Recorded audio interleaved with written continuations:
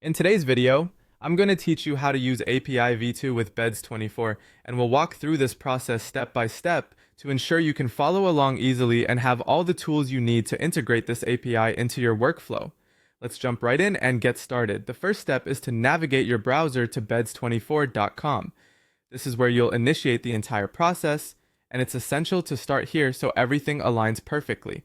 Once you're on the home page, take a moment to have a look around if you're not familiar with the site, as it's where all the action will happen. Now go ahead and click on the Account button. This is typically located in the top menu bar.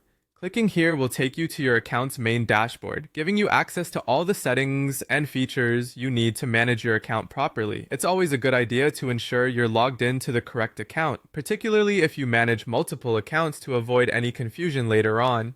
Once in your account settings, the next move is to click on Account Access. You should find this option fairly easily listed among other settings related to your account management.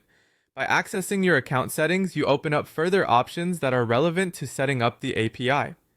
After that, you'll want to type in the necessary details highlighted on the page.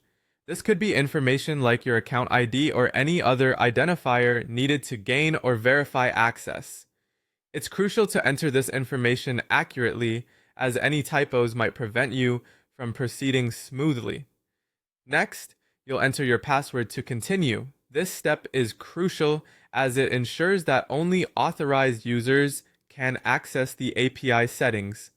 Take a moment to double check that you're entering the correct password to